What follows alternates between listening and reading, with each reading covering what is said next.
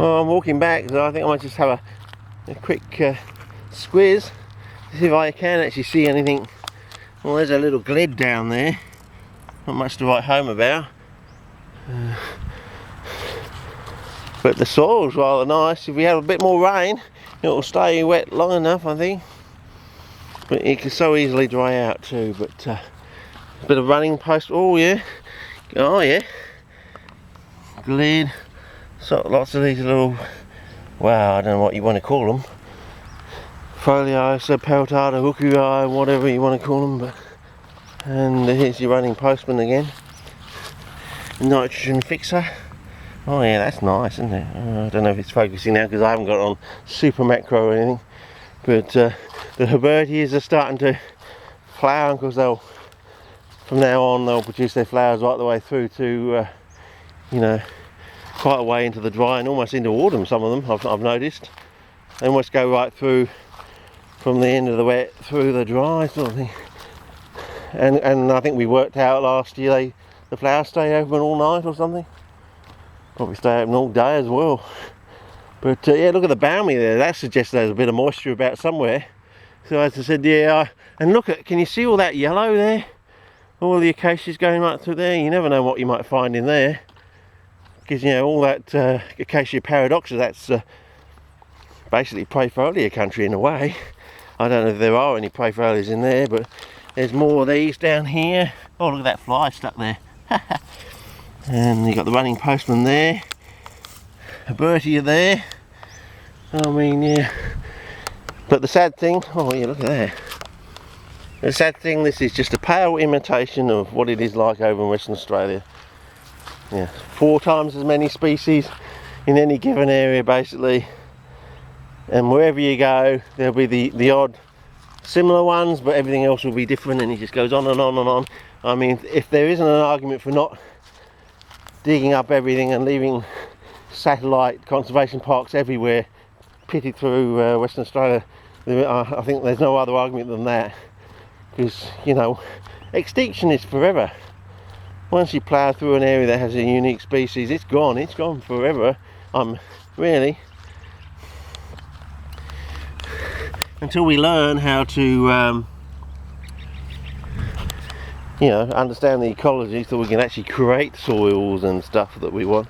But you know, CPs we're still in the dark ages, I reckon, from CPs. I've said this many times before, but you know, until we can grow Venus flytraps with 4-inch traps, you know, so they're horticulturally slightly bigger than the wild size, the maximum wild size, we really haven't learned anything, I reckon. So but you never know. And I'm still being sort of going around the inn for a decade or more, you know, just sniffing around. There's something there, but can't seem to figure out what it is. You know, I can't even get to the inn, you know. There's something there, I just can't break through to get that in, you know, that little finger hold, toe hold or something, so you can climb Mount Impossible sort of thing, you know.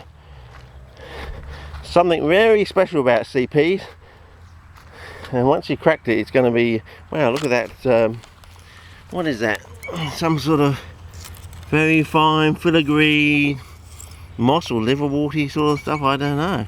Very interesting, growing amongst this balmia.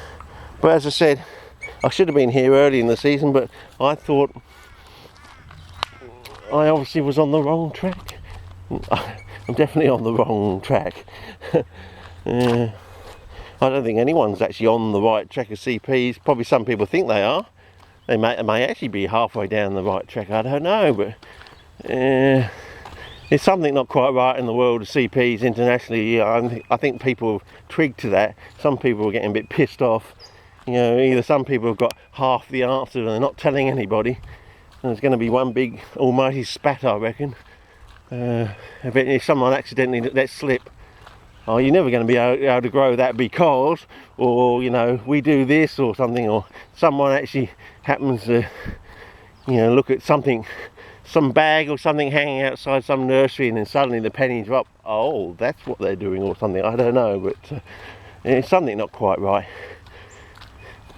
I mean, I saw somebody put some Venus flytraps into a pot, and they grew like to normal size in the space of like 2 months. And I thought, I mean, that's just incredible. What is this person doing? You know, to go from bulbs to the plants, you know, in about 2 months. And you know what it's like when you dig up a plant and you stick it in there. They sort of usually are set back. This person put these sort of bulbs in, and in about 2 months he had like a resplendent pot.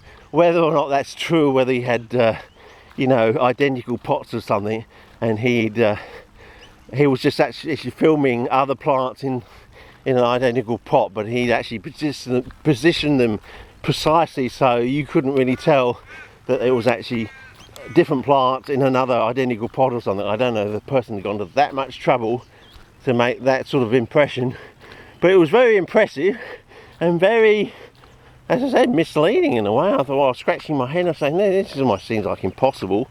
From all my experience over the years, you know, any time you dig up a plant and put it in or something, it always has to quiesce or have a lag phase. Maybe I'm wrong, but you know, for all my experience over, you know, a 40-year period or so, you know, it just seemed incredibly impossible.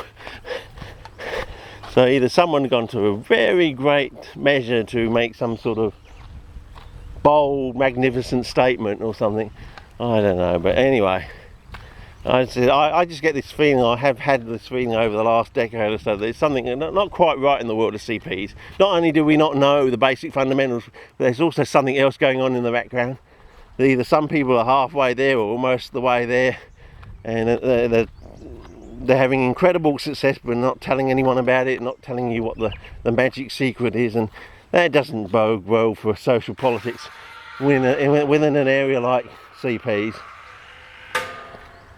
I mean, the one big thing is the fact that we all have these picture books coming out all the time. They're all picture books, you know, of sites and areas, you know, showing massive, wonderful plants growing in the bush, in the scrub, you know, in these far distant lands.